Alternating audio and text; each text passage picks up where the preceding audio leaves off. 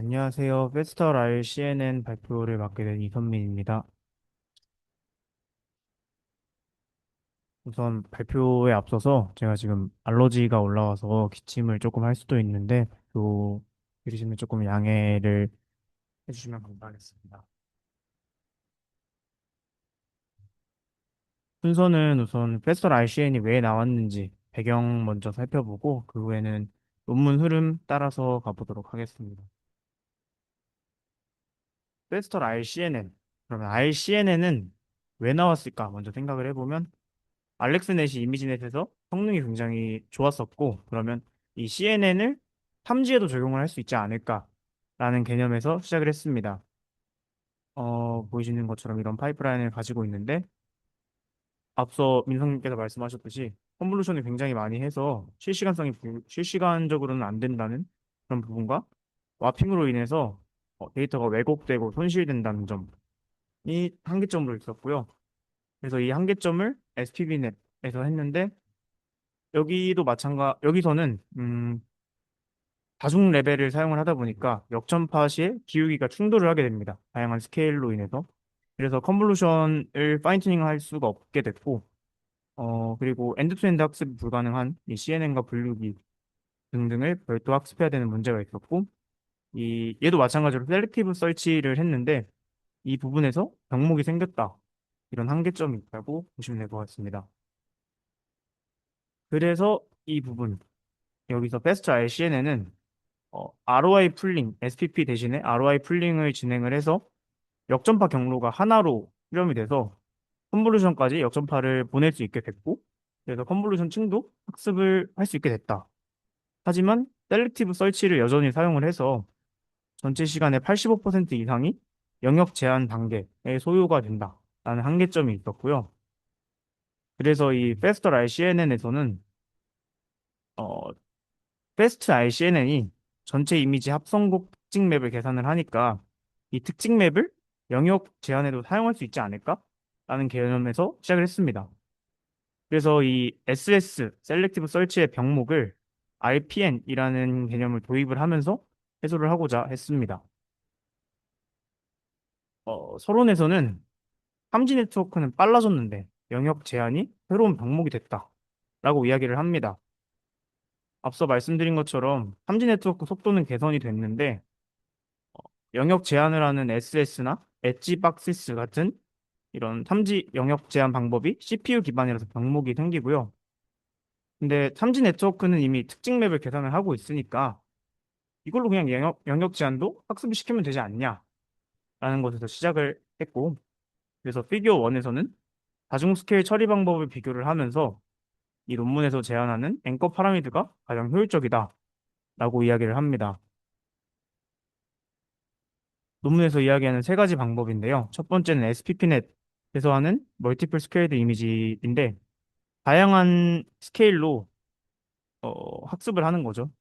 여기서 큰 이미지에서 특징을 뽑아내고 적당한 크기의 이미지에서 특징 뽑아내고 이런 식으로. 근데 이 방법에는 앞서 말씀드린 것처럼 그 역전파가 안 된다는 그런 문제가 있었고 두 번째 방식에서는 DPM이라는 모델에서 사용을 하는 건데 원본 이미지를 입력을 받는데 우리가 필터 컨볼루션 연산을 하듯이 필터를 이렇게 슬라이딩 윈도우 방식으로 쭉 돌리는 그런 방식입니다. 그러면서 특징을 추출을 하는데 이 방법은 필터를 쓰다 보니까 아무래도 각 필터 스케일마다 적합을 시켜줘야 된다는 문제가 있었고요. 그래서 이 세 번째 방법, 멀티플 레퍼런시스, 참조 박스의 피라미드를 사용하는 방식을 제안을 합니다.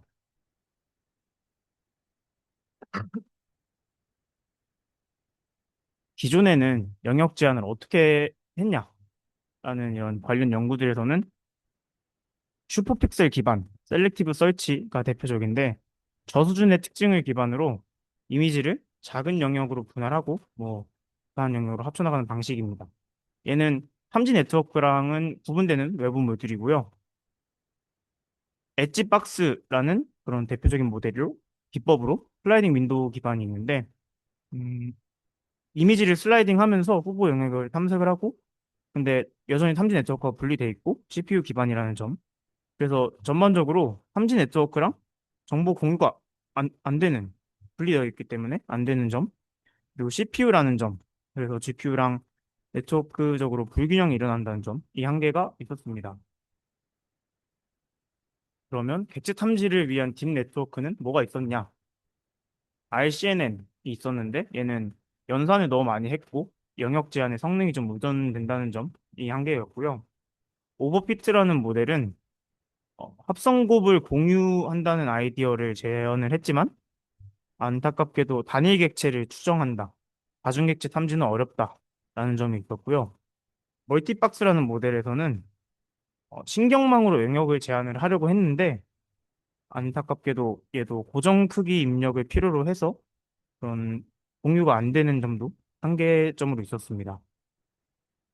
그래서 페스터 RCN에는 RPN이라는 영역 제한하는 방식으로 탐지망이랑 합성 특징 맵을 완전히 공유하는 단일 엔드-투-엔드 네트워크를 제한을 한다. 근데 이 엔드-투-엔드라는 부분은 이따가 나중에 조금 더 말씀을 드려볼게요.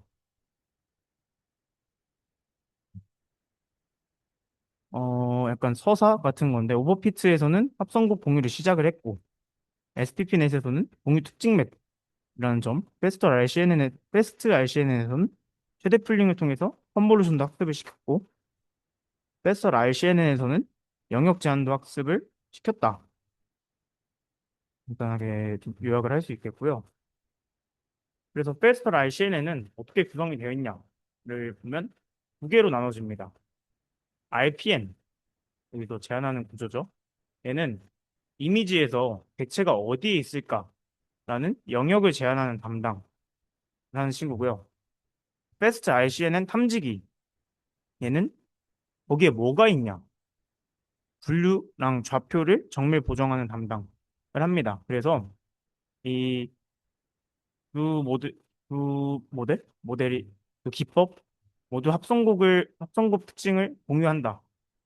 그래서 단일 통합 네트워크다. 이 RPN이 베스트 RCNN한테 여기 봐봐. 여기 이 앵커 좀 확인을 해봐. 하는 어텐션 역할도 수행을 한다라고 논문에서 이야기를 했고요. 그래서 이 RPN이 뭐냐 하면 뭐 좀 이런 구조 뭐 슬라이딩 윈도우 하면서 필터를 쓰는 것 같고 뭐 두 갈래로 나눠지는 것 같다 정도로 보시면 될 것 같습니다. RPN 구조를 먼저 말씀드리면 입력으로는 이미 크기의 이미지를 받습니다. 그리고 그걸 받아서 객체성 점수를 가진 직사각형의 제한, 영역을 제한을 합니다. 어떻게 동작이 되냐 하면 마지막 공유 컨볼루션 특징 맵, 이거는 아무래도 피처맵을 입력으로 받다 보니까 피처맵을 만들기 위한 특징을 추출하는 어떤 백본들이 필요합니다.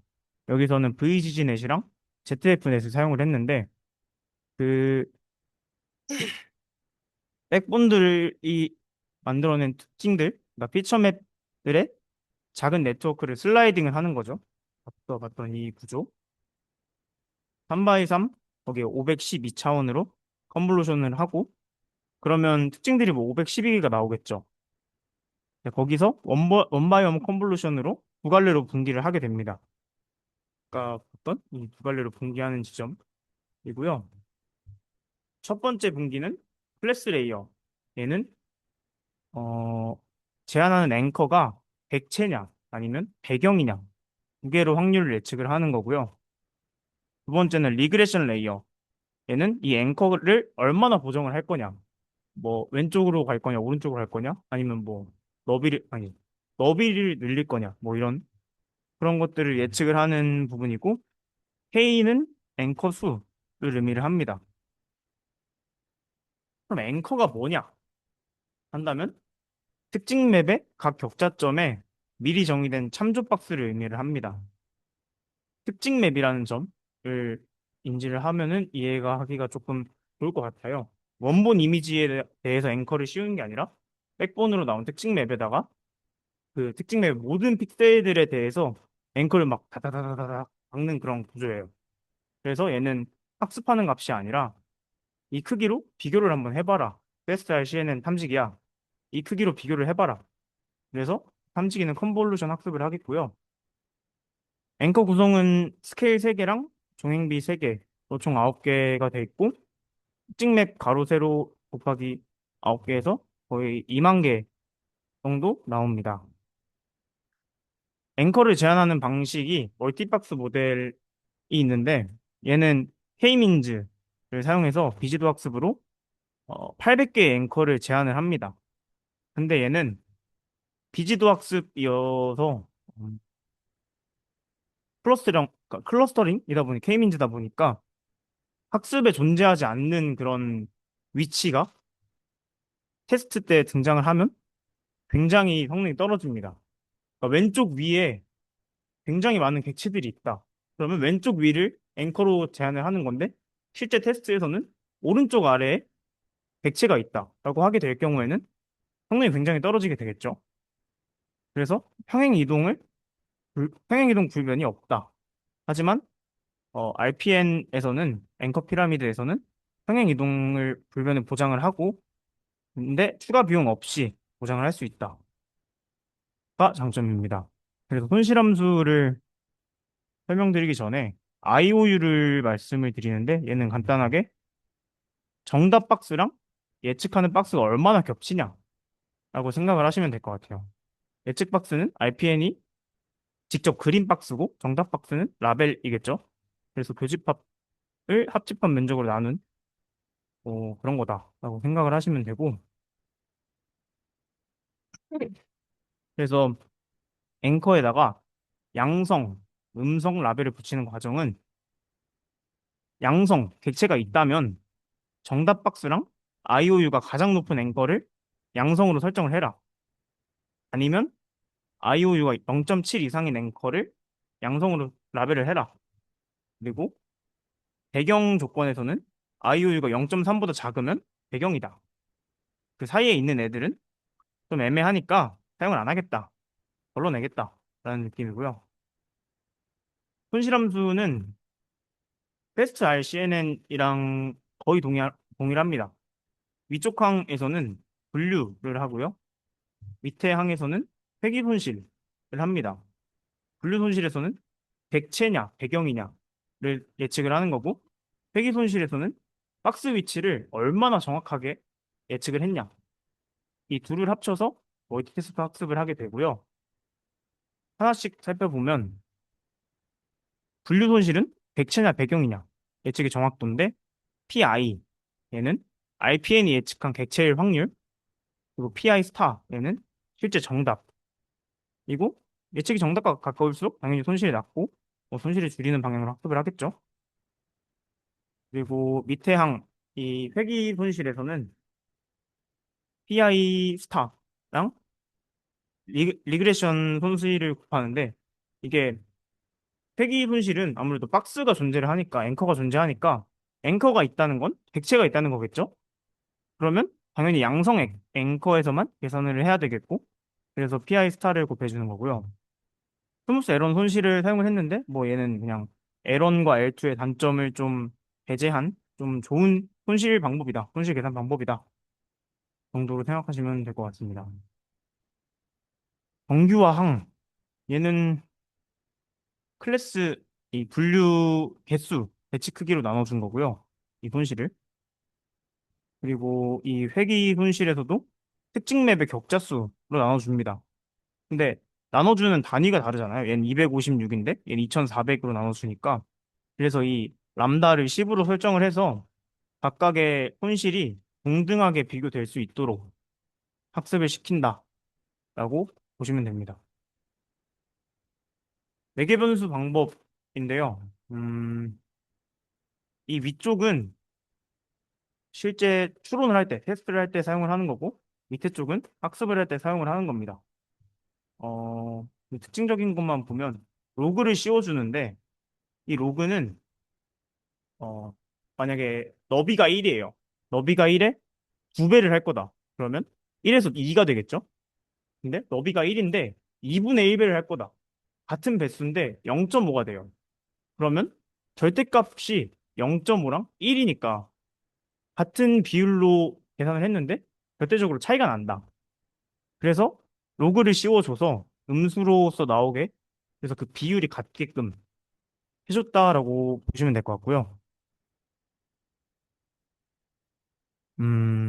이 부분은 그냥 앵커를 기준으로 계산을 했다.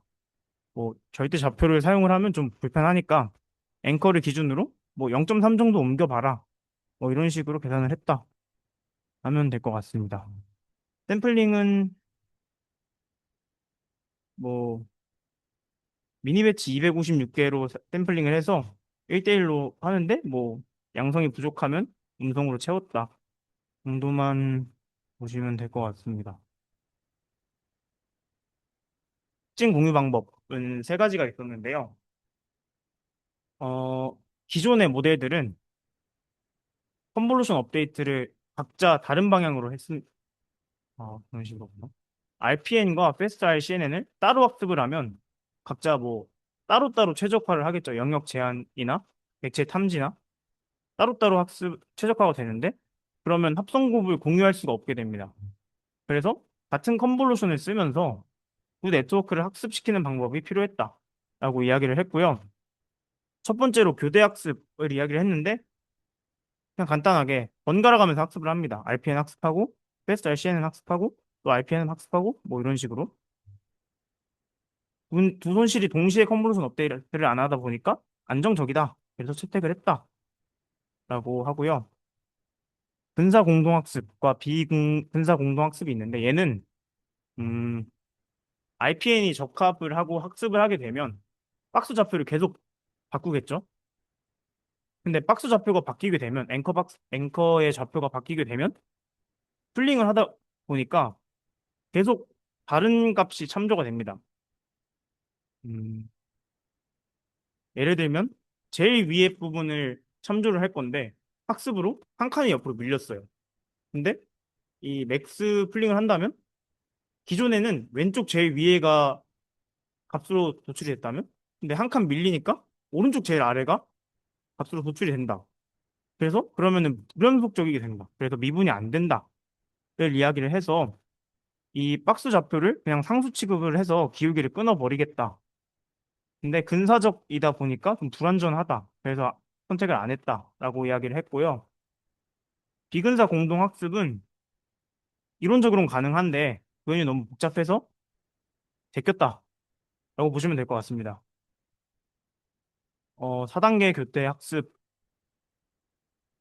일단 RPN 이 영역 제한 모델을 이미지넷으로 초기화를 해서 RPN 파인 튜닝을 하고 그다음에는 Fast ICNN도 이미지넷으로 초기화를 해서 이 1단계 RPN이 제한한 영역으로 사용을 합니다. 아직까지는 합성곱 공유를 아직 안 하고요. 피처맵 공유를 안 하고요. 그리고 3단계에서 RPN을 파인 튜닝을 합니다. 2단계 컨볼루션을 가져와서 초기화를 시키고 이 공유 컨볼루션은 그 백본들을 통해서 나온 피처맵들을 고정을 시켜서 이후에 3x3랑 1x1 하는 그 고유 레이어만 업데이트를 한다라고 보시면 될 것 같고 그 결과로 나온 영역도 베스트 ICNN에서 파인 튜닝을 했다. 마찬가지로 공유 피처맵은 고정을 했습니다. 음, 여기서는 딱히 크게 볼 건 없을 것 같고 스트라이드가 좀 크게 설정을 했는데 근데 앵커 파라미드가 다양한 스케일로 존재를 해서 큰 스트라이드를 보완을 해서 문제될 거 없다라고 이야기를 했고요. 앵커 설정은 이렇게 뭐 세개 스케일과 종행비 또 그 과적합된 그런 값은 아니다. 다양한 데이터셋에서도 충분히 사용할 만하다라고 이야기를 했습니다. 경계 앵커 처리 부분에서는 어, 이미지가 우리가 컨볼루션을 할 때 패딩을 씌우잖아요. 모서리 데이터를 보호하기 위해서. 근데 앵커가 특징 맵의 좌표를 기준으로 중앙으로 놓고 하게 됩니다. 근데 모서리에 있는데 중앙으로 오게 되면은 그 바깥 부분은 쓸모 없어지게 되는 그런 앵커가 생기겠죠? 그래서 그런 쓸모 없어지는 앵커들을 그냥 다 버렸다. 학습 시에는 다 버렸다고 생각을 하시면 되고 그래서 총 6천 개의 앵커가 존재했다. 패스 시에는 그런 바깥으로 나가는 애들을 그냥 경계에 딱 맞춰서 클리핑을 시켜줬다라고 보시면 될 것 같습니다. NMS는 중복 제거했다. IOU 임계값 0.7로 해서 중복을 제거를 했고, 뭐, 최종적으로는 300개만 나왔다고 합니다. 실험은 크게 막 볼 건 없는데 간단하게 보고 넘어가면 기존 방식 엣지드 박스보다 셀렉티브 서치가 좋고 그거보다 RPN이 좋았다. 우리가 최고다. 근데 어 RPN에서 두 가지로 제한을 한다 그랬잖아요. 그래서 두 가지 분기로 원 바이 원 콘볼루션을 하게 되는데 이 클래스 손실을 계산을 할 때 클래스를 아예 없애버린 거예요. 그래서 그냥 무작위로 100개를 샘플링을 했더니 100개를 샘플링을 했더니 성능이 기하급수로 떨어졌다. 굉장히 떨어졌다. 를 봤을 때 객체와 배경을 구분하는 판단이 없으면 성능이 굉장히 떨어진다. 라는 걸 확인을 했고, 얘는 그러니까 박스가 정확하게 있냐, 박스를 조정을 해야 되냐, 라는 걸 봤을 때 클래스 분류하는 것보다는 막 크게 중요하진 않더라. 라고 합니다. 뭐 RPN 이 특징맵 쉐어하는 걸로 성능이 더 좋았다. 라고 하고요.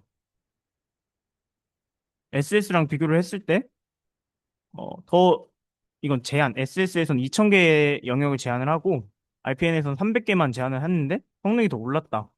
그래서 많다고 좋은 게 아니다. 실질적으로 6000개보다 300개의 성능이 더 좋음을 확인을 했고요. 이거는 데이터를 많이 했을 때, 학습을 많이 시켰을 때 갈수록 데이터가 많아질수록 성능이 좋아지더라. 그래서 RPN은 학습 가능하기 때문에 데이터 많을수록 지속적으로 향상이 된다. 뭐 RPN이 훨씬 빠르다.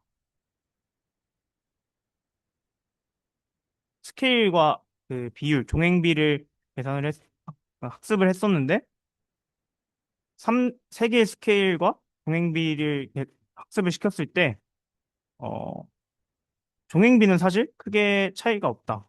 그래서 스케일이 중요하다라고 이야기를 했고요. MS 코코 실험에서는